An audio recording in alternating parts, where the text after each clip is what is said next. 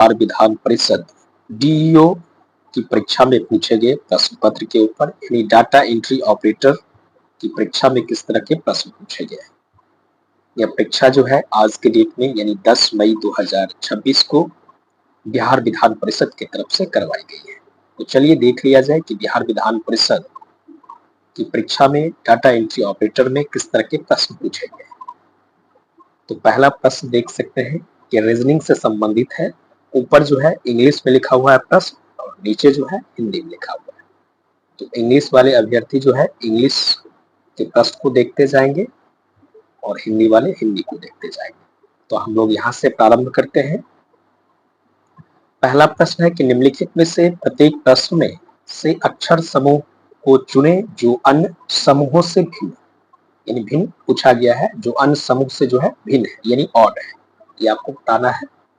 तो 1 का आंसर जो है आपको प्रश्न संख्या 1 का आंसर बी हो जाएगा, बी फॉर बॉल हो जाएगा, यानी FGHI जो है ऑड है।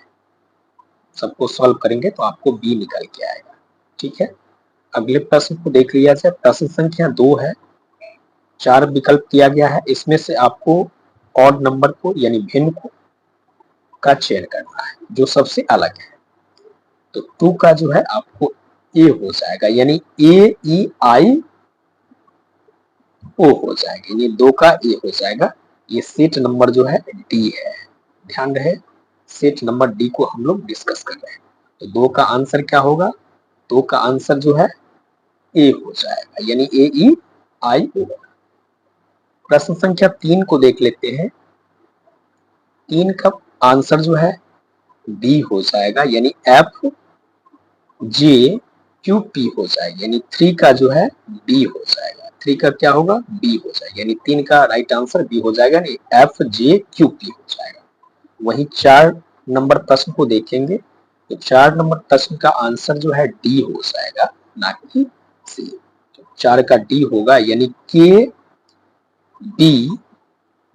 हो जाएगा, जो सबसे भिन्न है। वही अगले प्रश्न को देख लेते हैं। प्रश्न संख्या 5 को देखेंगे तो 5 का राइट आंसर जो है आपको सी हो जाएगा, यानी सी फॉर चाइना हो जाएगा। वही अगला प्रश्न देखेंगे, 6 से 8 में पूछा गया कि find the missing term in the following series, यानी मिसिंग पर का आपको चयन करना है। जैसे 3, 20, 63, 144, 275 है, तो आगे क्या होगा।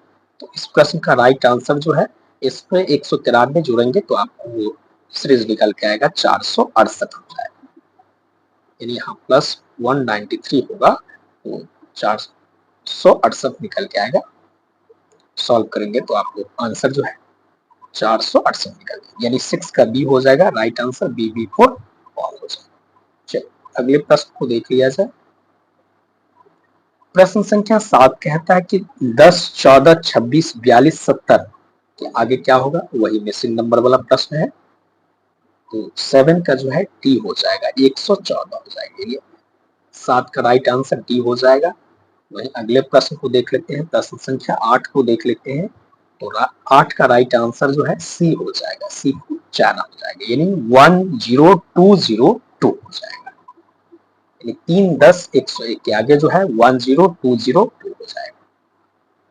अगले प्रश्न को देख लिया जाए। अगला प्रश्न है कि निम्नलिखित श्रृंखला में निम्नलिखित श्रृंखला में लुप्त पद ज्ञात करना है, यानी 3, 20, 63, 144। वही हिंदी में, इसको तो हम लोग देख ही चुके हैं, क्योंकि उधर इंग्लिश में लिखा हुआ था, इधर हिंदी में है। तो इसका राइट आंसर जो है बी हो जाएगा। फटाफट कर लेते हैं। 7 का डी हो जाएगा, इसका सी हो जाएगा। चलिए आगे बढ़ते हैं, अगले प्रश्न की ओर चलते हैं। अगला प्रश्न है, प्रश्न संख्या 9 है कि यदि किसी सांकेतिक भाषा में बेसिक को DDULE लिखा जाता है तो उसी सांकेतिक भाषा में जो है LEADER लीडर को किस प्रकार लिखा जाएगा, ये पूछा गया है। ऊपर आप इंग्लिश वाले अभ्यर्थी इंग्लिश के प्रश्न को देखेंगे, नीचे हिंदी है। तो प्रश्न संख्या 9 का आंसर जो है आपको बी हो जाएगा, यानी लीडर को जो है NHCGGU लिखा जाएगा, यानी 9 का बी हो जाएगा, बी फॉर बॉल हो जाएगा, राइट आंसर 9 का बी हो जाएगा। वहीं 10 नंबर प्रश्न को देखेंगे, इंग्लिश लिखा हुआ है, इंग्लिश वाले अभ्यर्थी इंग्लिश को देखेंगे।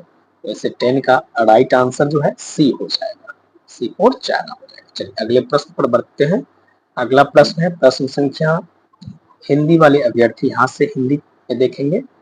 कहता है कि यदि किसी सांकेतिक भाषा में मिराकल को NKUEHRL लिखा जाता है तो उसी सांकेतिक भाषा में गैम्बल को किस प्रकार लिखा जाएगा? तो इसका मैंने आंसर बता दिया है कि 10 का सी हो जाएगा। अगले प्रश्न को देख लिया जाए। प्रश्न संख्या 11 देखेंगे कि यदि किसी सांकेतिक भाषा में कावेरी को VAKIRE लिखा जाता है तो उसी सांकेतिक भाषा में MYSORE किस प्रकार लिखा जाएगा? कोडिंग डिकोडिंग से संबंधित प्रश्न है, तो इस प्रश्न का आंसर जो है बी हो जाएगा, यानी 11 का राइट आंसर बी हो जाएगा, बी फॉर बॉल हो जाएगा। चलिए अगले प्रश्न पर बढ़ते हैं। अगला प्रश्न है प्रश्न संख्या 12 देखेंगे। कहता है कि यदि किसी सांकेतिक भाषा में टेलीफोन को ENOHPELET लिखा जाता है तो उसी सांकेतिक भाषा में ALIGATOR को किस प्रकार लिखा जाएगा? ये पूछा गया है। इसको सॉल्व करेंगे तो इसका राइट आंसर जो है आपको ए निकल के आएगा, यानी 12 का राइट आंसर ए हो जाएगा, ए फॉर एप्पल हो जाएगा। 13 नंबर प्रश्न को देखेंगे। 13 का राइट आंसर जो है आपको बी हो जाएगा, बी फॉर बॉल हो जाएगा। अब हम लोग यहाँ से देख लेते हैं, हिंदी वाले अभ्यर्थी हिंदी में देखते जाएंगे कि सांकेतिक भाषा में जो है कैलेंडर को लिखा जाता है तो उसी सांकेतिक भाषा में सर्कुलर को किस प्रकार लिखा जाएगा? तो उसका मैंने बता दिया है कि 13 का जो है बी हो जाएगा, बी फॉर बॉल हो जाएगा। चलिए अगले प्रश्न को देख लिया जाए। अगला प्रश्न कहता है प्रश्न संख्या 14 कहता है कि ये यदि a बराबर 2 है, m बराबर 26 है, z बराबर 52 है तो बेट बराबर क्या होगा? ये पूछा गया है। तो इस प्रश्न का आंसर जो है 54 हो जाएगा। क्या हो जाएगा? 54 हो जाएगा, यानी 14 का बी हो जाएगा, बी फॉर बॉल हो जाएगा। अगले प्रश्न पर बढ़ते हैं। अगला प्रश्न है प्रश्न संख्या 15 देखेंगे। यदि किसी सांकेतिक भाषा में बैट बराबर 23 और CAT कैट, क्योंकि यहाँ इंग्लिश में स्पष्ट लिखा हुआ है, देख सकते हैं, कैट बराबर जो है 24 हो तो उसी सांकेतिक भाषा में बॉल को किस प्रकार लिखा जाएगा? ये पूछा गया है। तो बॉल को जो है 27 लिखा जाएगा, यानी 15 का राइट आंसर ए हो जाएगा। अगले प्रश्न को देख लिया जाए। प्रश्न संख्या 16 देखेंगे कि यदि ई बराबर 5 और होटल बराबर 12 है तो लैम्ब किस प्रकार लिखा जाएगा?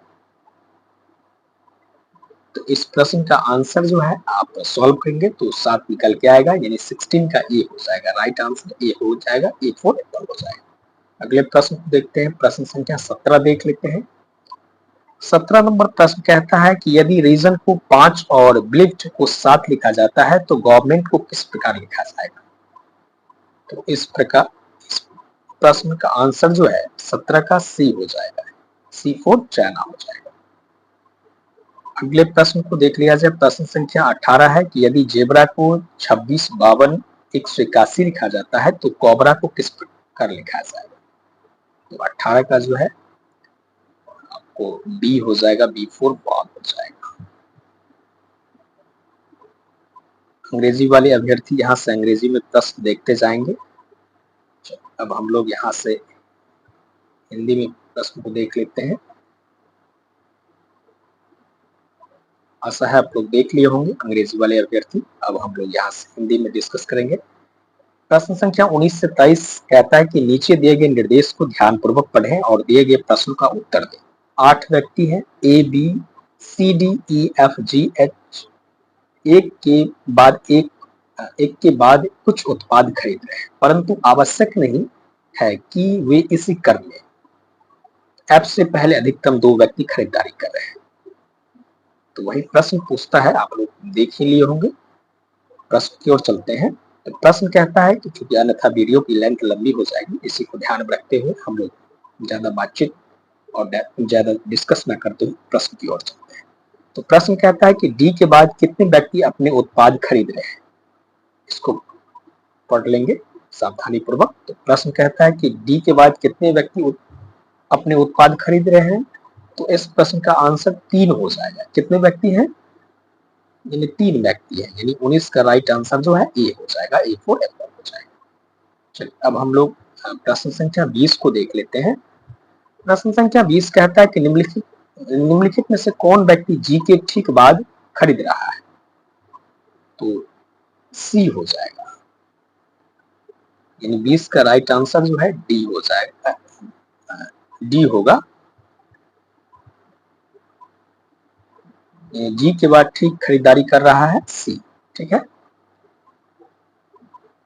अगले प्रश्न की ओर चलते हैं। अगला प्रश्न कहता है कि उपर्युक्त कथनों के आधार पर सभी व्यक्तियों को उचित क्रम में व्यवस्थित कीजिए। इसके पश्चात यदि सभी व्यक्तियों को ए से प्रारंभ करते हुए बाएं से दाएं वर्णानुक्रम यानी अल्फाबेटिकल ऑर्डर में पुनः व्यवस्थित किया जाए तो ए को छोड़कर कितने व्यक्ति अपने पूर्व स्थान पर ही बने रहते हैं, ये पूछा गया है। तो इस प्रश्न का आंसर हो जाएगा एक, यानी 1, यानी 21 का ए हो जाएगा। 22 नंबर प्रश्न कहता है कि निम्नलिखित में से कौन व्यक्ति डी और एफ के ठीक बीच में खरीदारी कर रहा है? तो बी हो जाएगा, 22 का राइट आंसर बी हो जाएगा। वही अगला प्रश्न है कि ई और सी के बीच में कितने व्यक्ति खरीदारी कर रहे हैं? तो इसका भी बी हो जाएगा, यानी 4 व्यक्ति खरीदारी कर रहे हैं, यानी इसका बी, इसका बी। अगले प्रश्न इंग्लिश वाले अभ्यर्थी यहाँ से इंग्लिश में देखते जाएंगे। चलिए हम लोग हिंदी में देखते हैं, यहाँ से देख लेते हैं। प्रश्न संख्या 24 से 26 कहता है कि निम्नलिखित 5 संख्याओं का अध्ययन करें, नीचे दिए गए प्रश्नों के उत्तर दें। तो प्रश्न कहता है कि 24 नंबर कि यदि प्रत्येक संख्या के दूसरे और तीसरे अंकों के स्थान परस्पर बदल दिए जाए तो इस प्रकार प्राप्त दूसरा सबसे बड़ी संख्या का पहला अंक कौन सा होगा, ये पूछा गया है। 24 का राइट आंसर जो है 24 का राइट आंसर बी हो जाएगा, यानी 7 हो जाएगा। राइट आंसर क्या होगा? बी फॉर बॉल हो जाएगा। अगले प्रश्न की ओर चलते हैं। अगला प्रश्न है प्रश्न संख्या 25 है कि दी गई प्रत्येक संख्या के अंकों का स्थान उलटने बाद अवरोही करने व्यवस्थित करने पर ऊपर तीसरी संख्या का अंतिम अंक क्या होगा? तो इस प्रश्न का आंसर जो है अंतिम अंक जो है 3 हो जाएगा, यानी बी हो जाएगा, बी फॉर बॉल हो जाएगा। वही 26 नंबर प्रश्न को देखेंगे। 26 नंबर प्रश्न क्या कहता है? तो 26 का राइट आंसर इसका भी 3 हो जाएगा, यानी इसका भी राइट आंसर बी हो जाएगा, बी फॉर बॉल हो जाएगा। चलिए फास्ट करते हैं। प्रश्न संख्या 27 देखेंगे। यदि 30 जनवरी 2003 को गुरुवार था तो 2 मार्च 2003 को कौन सा दिन होगा, ये पूछा गया है। तो 2 मार्च 2003 को जो है रविवार हो जाएगा, यानी 27 का डी हो जाएगा, डी फॉर डॉग हो जाएगा। अगले प्रश्न चलते हैं। अगला प्रश्न कहता है प्रश्न संख्या 28 कि यदि 1 अक्टूबर को रविवार है तो 1 नवंबर को कौन सा दिन, ये पूछा गया है। तो 1 नवंबर को जो है आपको बुधवार हो जाएगा, यानी 28 का सी हो जाएगा, सी फॉर चाइना हो जाएगा। प्रश्न संख्या 29 देखेंगे कि यदि 1 फरवरी 2004 को बुधवार था तो 3 मार्च 2004 को कौन सा दिन था, ये पूछा गया है। 3 मार्च 2004 को जो है शनिवार था, यानी 29 का सी हो जाएगा। 30 नंबर प्रश्न को देखेंगे। 30 नंबर प्रश्न कहता है कि यदि 18 फरवरी 2005 को शुक्रवार था तो 18 फरवरी 2007 को कौन सा दिन था, रविवार था। 30 का राइट आंसर ए हो जाएगा, ए फॉर वन हो जाएगा। अगला प्रश्न को देख लिया जाए। प्रश्न जो है यहाँ से जो है आपको मैथ का प्रश्न प्रारंभ हो जाता है। मैथ का प्रश्न क्या कहता है देख लीजिए कि एक राशि 10% वार्षिक चक्रवृद्धि ब्याज पर 3 वर्षों में 13,310 रुपए हो जाती है तो मूलधन ज्ञात करें। ये पूछा गया है कि एक राशि है 10% वार्षिक चक्रवृद्धि ब्याज पर 3 वर्षों में जो है 13,310 रुपए हो जाती है तो मूलधन ज्ञात करना है। तो इस प्रश्न का राइट आंसर जो है 10,000 हो जाएगा। कितना हो जाएगा? 10,000 हो जाएगा, बी हो जाएगा, बी फॉर बॉल हो जाएगा। अगले प्रश्न को देख लिया जाए। अगला प्रश्न है प्रश्न संख्या 32 है कि ए और बी की आय का अनुपात 4:5 है तथा व्यय का अनुपात 3:4 है। यदि ए और बी दोनों की बचत जो है 5-5 हजार रुपए है तो ए की आय ज्ञात करना है। तो इसका राइट आंसर जो है 20,000 हो जाएगा, बी फॉर बॉल हो जाएगा। ठीक है, 1 minute just a second. 33 number प्रश्न देख लेते हैं। 33 नंबर प्रश्न क्या कहता है यहाँ से देख लिया जाए। ठीक है, किस नंबर देख लिए हैं, जस्ट ए सेकेंड वेट कर लेंगे, थोड़ा सा ऊपर नीचे हो जाता है। ठीक है, तो 33 नंबर प्रश्न का राइट आंसर जो है आपको 24 हो जाएगा, यानी इसका बी हो जाएगा और इसका भी बी होगा। ठीक है, आगे बढ़ते हैं। प्रश्न संख्या 34 होना चाहिए, लेकिन प्रश्न जो है मिसिंग है, यानी जिनके द्वारा यह प्रश्न पत्र भेजा गया है उनके द्वारा जो है हो सकता है कि फोटो लेने के क्रम में जो है प्रश्न छूट गए हो, इसलिए ऐसा नहीं है कि हम स्किप करके चल रहे हैं। प्रश्न जो है ये पेज स्किप है, इसलिए हम लोग 37 नंबर प्रश्न से प्रारंभ करेंगे, इस चीज का ध्यान रखें। ठीक है, आशा है समझ गए होंगे, क्योंकि प्रश्न स्किप है तो क्योंकि 34 के बाद जो है सीधे 37 नंबर पेज का प्रश्न भेजा गया है। तो 37 नंबर प्रश्न को देखेंगे, तो 37 नंबर प्रश्न को आप लोग पढ़ लेंगे, क्योंकि प्रश्न पत्र जो है लंबी है। आशा है पढ़ लिए होंगे। तो 37 का जो है सी हो जाएगा, यानी इसका आंसर जो है सी हो जाएगा, यानी 13.26 राइट आंसर होगा। चलो, 38 नंबर प्रश्न को अंग्रेजी वाले यहाँ से देखेंगे, हिंदी वाले यहाँ से देखते जाएंगे।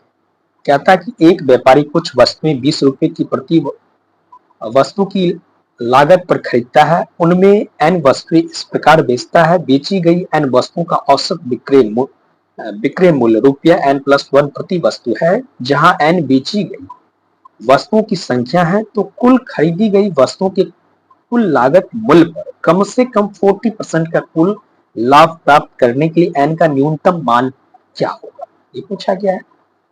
तो एन का न्यूनतम मान जो है सॉल्व करेंगे तो 27 निकल के आएगा, यानी डी हो जाएगा। आगे बढ़ते हैं, अगला प्रश्न देखेंगे। प्रश्न संख्या 39 देखेंगे कि दो संख्याओं का गुणनफल जो है 228 है, उनका महत्तम समापवर्तक 13 है, उनका लघुत्तम समापवर्तक ज्ञात करना है। तो 39 का बी हो जाएगा 156, यानी इस प्रश्न का राइट आंसर जो है 156 हो जाएगा। चलो आगे देख लिया जाए, प्रश्न संख्या 40 देखेंगे। 40 नंबर प्रश्न का आंसर जो है बी हो जाएगा, यानी 61.8% हो जाएगा। 41 नंबर प्रश्न देखेंगे। 41 नंबर प्रश्न कहता है कि एक कक्षा में यदि लड़कों की संख्या का 50% लड़कियां होती तो लड़कियों की संख्या लड़कों से 50% अधिक हो जाती, कुल कक्षा में कितने प्रतिशत लड़कियां हैं, ये पूछा गया है। तो 41 का राइट आंसर जो है सी हो जाएगा, यानी 20% हो जाएगा। ठीक है, सी को जाना हो जाएगा। अगले प्रश्न की ओर चलते हैं। अगला प्रश्न 42 नंबर प्रश्न देख लेते हैं। तो 42 नंबर प्रश्न का राइट आंसर जो है आपको डी हो जाएगा, डी को डॉग हो जाएगा। अगले प्रश्न की ओर चलते हैं। अगला प्रश्न देख लेते हैं। प्रश्न संख्या 43 देखेंगे।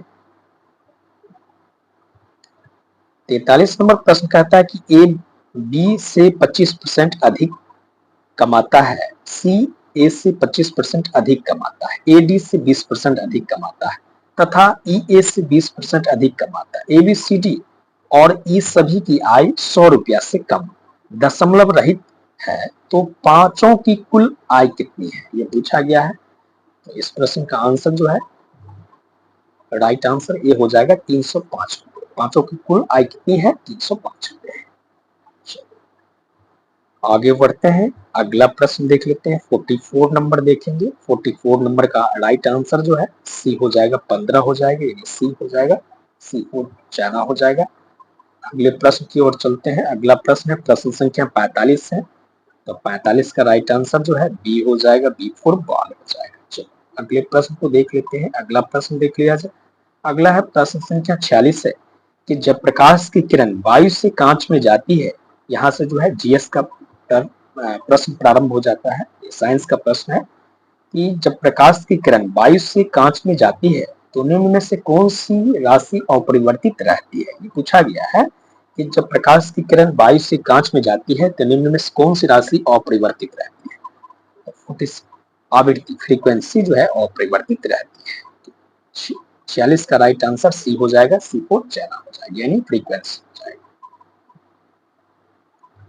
47 नंबर प्रश्न देखेंगे। 47 नंबर प्रश्न कहता है कि किसी चालक का प्रतिरोध किस पर निर्भर करता है। तो लंबाई, क्षेत्रफल, पदार्थ का तापमान उस पर निर्भर करता है। ये 47 का डी हो जाएगा, D4 डॉग हो जाएगा।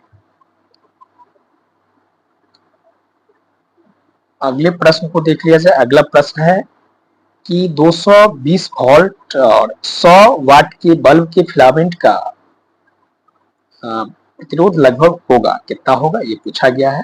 यहाँ से अंग्रेजी वाले अंग्रेजी को देखेंगे तो 48 का आंसर जो है सी हो जाएगा, यानी 484 ओम हो जाएगा, यानी CC4 चाइना हो जाएगा। ठीक है, चलिए अगले प्रश्न को देख लेते हैं। प्रश्न संख्या 49 देखेंगे। 49 नंबर प्रश्न कहता है कि अवतल दर्पण में वस्तु फोकस पर रखने पर प्रतिबिंब यानी इमेज होगा, क्या होगा ये पूछा गया है। यानी अवतल दर्पण में वस्तु फोकस पर रखने पर जो है प्रतिबिंब होगा। तो इस प्रश्न का राइट आंसर जो है बी हो जाएगा, यानी वास्तविक एवं उल्टा और अनंत पर होगा। ये 49 का जो है राइट आंसर क्या होगा, बी हो जाएगा, D4 बॉल हो जाएगा। चलिए आगे देख लिया जाए। अगला है प्रश्न संख्या 50 है कि निम्न में से किसका अपवर्तनांक अधिकतम होता है। तो अधिकतम अपवर्तनांक जो है इसमें अकॉर्डिंग टू ऑप्शन जो है इसका हीरा का हो जाएगा, क्योंकि हीरा का अपवर्तनांक जो है आपको 2.42 होता है, इसलिए अधिकतम अपवर्तनांक पूछा गया है, इसलिए इस प्रश्न का राइट आंसर हीरा हो जाएगा। आपको मैसेज करके बताना है कि जल का अपवर्तनांक कितना होता है और वायु का अपवर्तनांक कितना होता है, ये दोनों का मैसेज करके आपको बताना है। अगले प्रश्न की ओर चलते हैं। 51 नंबर प्रश्न है कि निम्न में से कौन सा रासायनिक परिवर्तन है। तो लोहे का जंग लगना ये रासायनिक परिवर्तन है। तो 51 का सी हो जाएगा, लोहे का जंग लगना जो है रासायनिक परिवर्तन है। 52 नंबर प्रश्न को देखेंगे कि जिंक की हाइड्रोक्लोरिक अम्ल से अभिक्रिया होने पर कौन सी गैस निकलती है। यानी जिंक की हाइड्रोक्लोरिक अम्ल से अभिक्रिया होने पर कौन सी गैस निकलती है ये पूछा गया है। तो हाइड्रोजन। इस प्रश्न का राइट आंसर जो है हाइड्रोजन हो जाएगा, यानी CC4 चाइना हो जाएगा।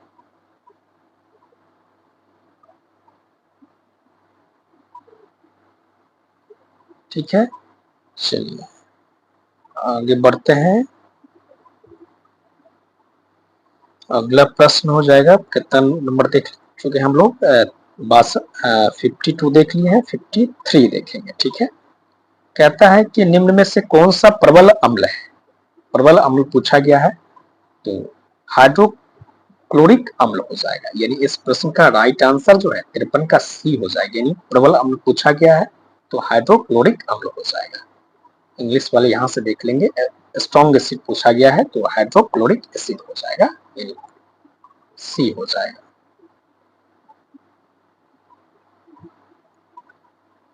चौवन नंबर प्रश्न कहता है कि तटस्थ विलयन का मान क्या होगा, यानी उदासीन नेचुरल सॉल्यूशंस, यानी the pH value of a natural solutions.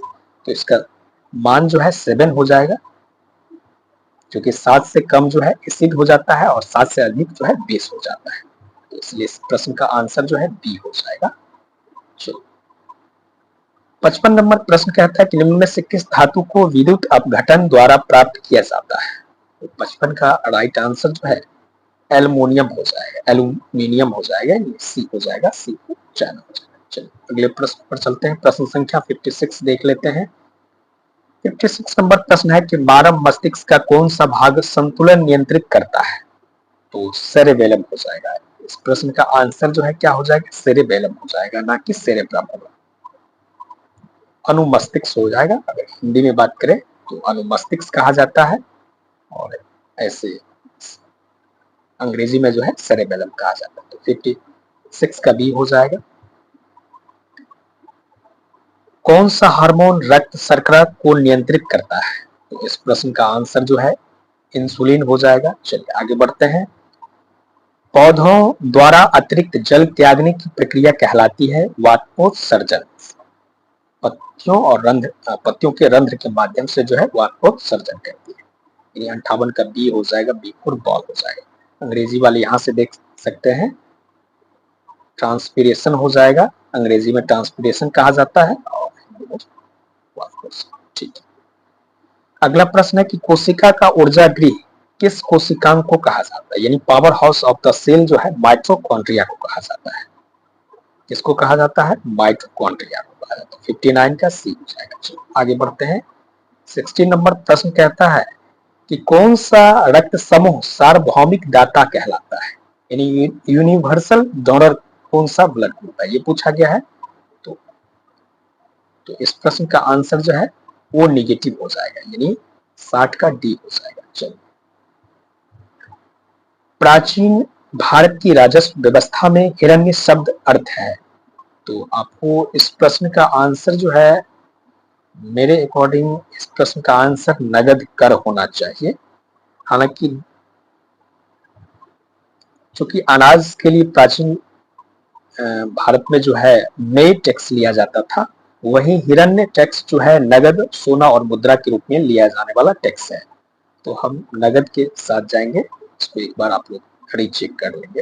तो फिलहाल इसका आंसर जो है नगद मान के चल सकते हैं, क्योंकि सोना हुसन और ये दोनों तो नहीं होगा, लेकिन 61 का बी मान सकते हैं।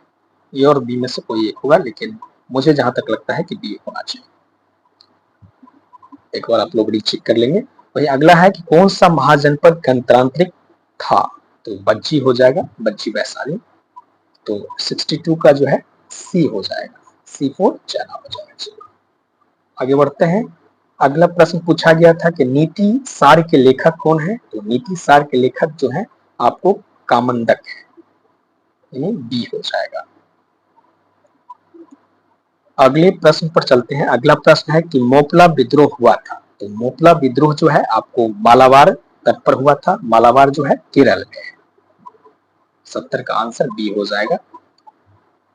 वहीं अगला प्रश्न है कि भारतीय संविधान के निर्माण से संबंधित उद्देश्य प्रस्ताव किसके द्वारा प्रस्तुत किया गया था, तो उद्देश्य प्रस्ताव जो है जवाहरलाल नेहरू के द्वारा प्रस्तुत किया गया था। तो इस प्रश्न का 71 का ए हो जाएगा। वहीं अगला प्रश्न देखेंगे, प्रश्न संख्या ठीक है 72 है कि भारतीय संघवाद को विशिष्ट बनाता है, यानी भारतीय संघवाद को विशिष्ट कौन बनाता है, ये पूछा गया है। तो 72 का जो है बी हो जाएगा, सशक्त केंद्र हो जाएगा, यानी स्ट्रॉन्ग सेंटर हो जाएगा, यानी 72 का राइट आंसर बी हो जाएगा।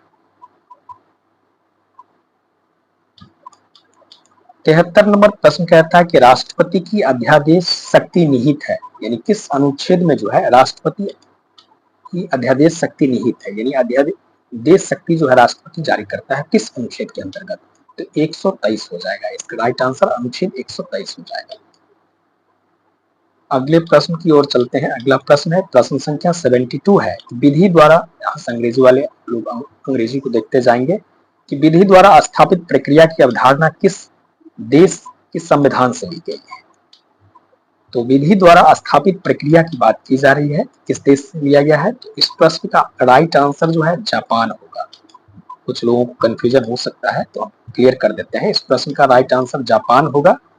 इसलिए जापान होगा क्योंकि विधि द्वारा स्थापित प्रक्रिया की बात की जा रही है, यानी प्रोसीड्यूर्स एस्टेब्लिश्ड बाय लॉ की बात की जा रही है, यहाँ से देख सकते हैं। तो इसलिए इस प्रश्न का राइट आंसर जापान होगा। वहीं रूल ऑफ लॉ यानी विधि का शासन जो है ब्रिटेन से लिया गया है।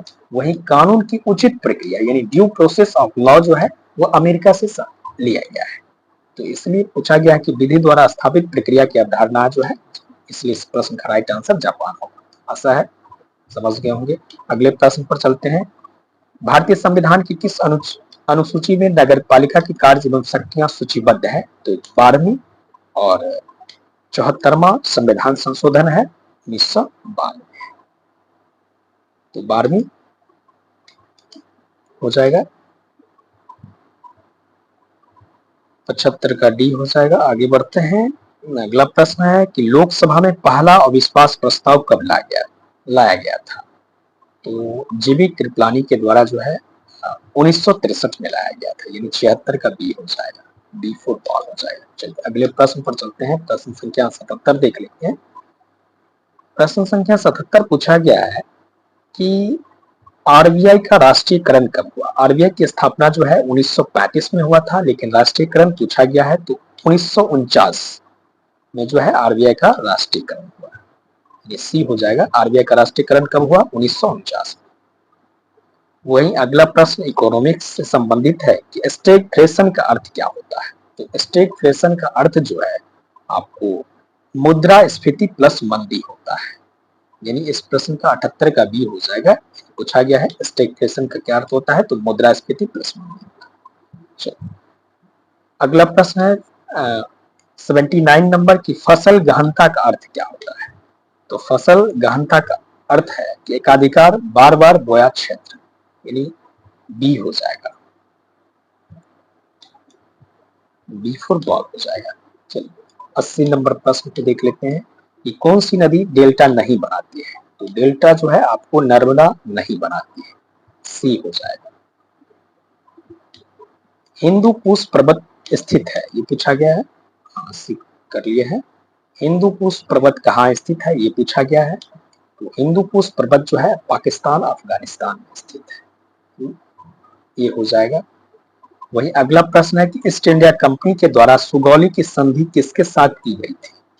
तो सुगौली की संधि जो है आपको नेपाल के साथ किया गया था 1814 से लेकर के 1816 के बीच में, है ना। किसके साथ किया गया था सुगौली की संधि? तो नेपाल के साथ। बी हो जाएगा। वही अगला प्रश्न देख लेते हैं, इन इक्वलिटी की माप किसके द्वारा किया जाता है? तो गिनी इंडेक्स के द्वारा, यानी असमानता मापी जाती है किसके द्वारा? तो गिनी सूचकांक के द्वारा। ठीक है। अगले प्रश्न को देखेंगे। अगला प्रश्न पूछा गया है कि अंतर राज्य परिषद का प्रावधान किस अनुच्छेद के अंतर्गत है? ये पूछा गया है। तो अनुच्छेद 263 के अंतर्गत। तो इस प्रश्न का राइट आंसर जो है डी हो जाएगा। डी फॉर बॉल हो जाएगा। यानी अंतर राज्य परिषद का प्रावधान जो है अनुच्छेद 263 के तहत है। कितना नंबर देख 84 देख लिए हैं। 85 नंबर प्रश्न को देखेंगे। 85 नंबर प्रश्न कहता है कि निम्नलिखित में से कौन सा भारतीय बंदरगाह प्राकृतिक बंदरगाह नहीं है? तो नहीं पूछा गया है। तो चेन्नई जो है प्राकृतिक बंदरगाह नहीं है। ध्यान रहे नहीं पूछा गया है, इसलिए चेन्नई आंसर हो जाएगा। वहीं पूछा गया है कि ब्लू इकोनॉमी किससे रिलेटेड है? तो ब्लू इकोनॉमी जो है आपको मैरीन रिसोर्सेज से रिलेटेड है। यहाँ से हिंदी देख लेंगे। यानी ब्लू इकोनॉमी यानी नीली अर्थव्यवस्था मुख्यतः संबंधित है तो समुद्री संसाधन से। 86 का बी हो जाएगा। अगले प्रश्न पर चलते हैं। अगला प्रश्न है कि पंचवर्षीय योजना की अवधारणा ली गई थी किससे? तो यूएसएसआर से, यानी सोवियत संघ रूस से लिया गया था। पंचवर्षीय योजना की अवधारणा जो है यूएसएसआर से लिया गया था, यानी सोवियत संघ रूस से लिया गया था। यानी 87 का बी हो जाएगा। वहीं 88 नंबर प्रश्न कहता है कि खरीफ फसल है। खरीफ फसल जो है आपको धान हो जाएगा। सी हो जाएगा। 88 का सी हो जाएगा। सियाचिन हिमनद स्थित है, कहाँ स्थित है? तो आपको काराकोरम में। बी हो जाएगा इसका। वही अगला देखेंगे कि economic survey in parliament presented by, यानी इकोनॉमिक सर्वे जो है कौन प्रस्तुत करते हैं? तो यूनियन फाइनेंस मिनिस्टर, यानी केंद्रीय मंत्री प्रस्तुत करते हैं। तो 90 का आंसर जो है बी हो जाएगा। यानी संसद में आर्थिक सर्वेक्षण वही है, उधर इंग्लिश में लिखा हुआ था, यहाँ से हिंदी देख सकते हैं। तो केंद्रीय वित्त मंत्री हो जाएगा इसका राइट आंसर। वहीं राष्ट्रपति कितना नंबर है देख लेते हैं, कोई प्रश्न छूटे ना। अगला प्रश्न है कि राष्ट्रपति का महाभियोग करता है। तो राष्ट्रपति पर महाभियोग जो है आपको संसद लाया जाता है, यानी संसद के दोनों सदनों में जो है इसकी प्रक्रिया शुरू की जा सकती है, चाहे वह लोकसभा हो या राज्यसभा हो। तो अनुच्छेद 61 के तहत सी हो जाएगा। वहीं सबसे लंबा लिखित संविधान जो है भारत का है। और अगला प्रश्न है कि भारत के गणतंत्र दिवस परेड 2025 के मुख्य अतिथि कौन थे? यानी गणतंत्र परेड 2025 के मुख्य अतिथि कौन थे? तो इंडोनेशिया के राष्ट्रपति थे। कहाँ के राष्ट्रपति थे? इंडोनेशिया के राष्ट्रपति थे, प्रबोवो सुबियांतो का इस तरह से कुछ नाम था। प्रोवोस सोबियांतो ऐसे ही उनका नाम है, वही थे, वही वर्तमान में इंडोनेशिया के राष्ट्रपति हैं। 93 का जो है सी हो जाएगा। आगे बढ़ते हैं। 94 नंबर कहता है कि 2025 में ब्रिक्स की अध्यक्षता किस देश ने संभाली थी? तो इस प्रश्न का राइट आंसर जो है ब्राजील हो जाएगा, क्योंकि 24 में जो है रसिया संभाला था और 25 की बात की जा रही है तो ब्राजील हो जाएगा। इस प्रश्न का राइट आंसर जो है ब्राजील होगा, इसलिए कहीं कोई कंफ्यूजन ना रहे। वहीं 95 नंबर प्रश्न कहता है कि 2025 में ब्रिक्स का पूर्ण सदस्य कौन देश बना? तो इस प्रश्न का राइट आंसर जो है 95 का डी हो जाएगा, इंडोनेशिया हो जाएगा। क्या हो जाएगा? इंडोनेशिया हो जाएगा। 2025 में ब्रिक्स का पूर्ण सदस्य देश जो है इंडोनेशिया बना। 96 नंबर का राइट आंसर जो है आपको ऑल ऑफ एबव हो जाएगा, क्योंकि भारत रत्न अवार्ड्स 2024 के संदर्भ में पूछा गया है। यहाँ से आपको हम हिंदी दिखा देते हैं। प्रश्न पूछा गया है कि 2024 में भारत रत्न पुरस्कार किसे दिया गया? तो उपयुक्त सभी हो जाएगा इसका राइट आंसर, क्योंकि 2024 में कुल 5 व्यक्तियों को भारत रत्न पुरस्कार दिया गया था। लाल किरण आडवाणी थे, कर्पूरी ठाकुर थे, पीवी नरसिम्हा राव और चौधरी चरण सिंह थे। तो 4 लोगों का 3 लोगों का नाम दिया हुआ है, इसलिए उपयुक्त सभी हो जाएगा। हालांकि 5 लोगों को दिया गया था, जैसा कि मैंने कहा कि लाल कृष्ण आडवाणी, कर्पूरी ठाकुर, पीवी नरसिम्हा राव, एम.एस. स्वामीनाथन, चौधरी चरण सिंह। ठीक है, आगे बढ़ा जाए। अगला प्रश्न है, प्रश्न संख्या 97 है कि 2025 में भारत नाम मात्र जीडीपी के आधार पर विश्व की कौन सी सबसे बड़ी अर्थव्यवस्था बना? तो 2025 में जो है जीडीपी के आधार पर एमएफ रिपोर्ट के अनुसार जो है भारत चौथी अर्थव्यवस्था बन गई है। हालांकि 2026 में जो है फिर से छठे स्थान पर आ गया है, लेकिन 2025 की बात की जा रही है, इसलिए इस प्रश्न का राइट आंसर बी हो जाएगा, यानी चौथा हो जाएगा। आईसीसी चैंपियंस ट्रॉफी 2025 की मेजबानी निम्नलिखित में से किस देश ने की? तो इस प्रश्न का राइट आंसर जो है पाकिस्तान हो जाएगा। चलो अगले प्रश्न को देख लिया जाए। प्रश्न संख्या 99 देख लिया जाए। कहता है कि विश्व आर्थिक मंच यानी WEF 2025 की बैठक किस देश में आयोजित किया गया? तो WEF यानी विश्व आर्थिक मंच की बैठक 2025 में जो है स्विट्जरलैंड के दावोस में किया गया था, इसलिए इस प्रश्न का आंसर जो है ए हो जाएगा।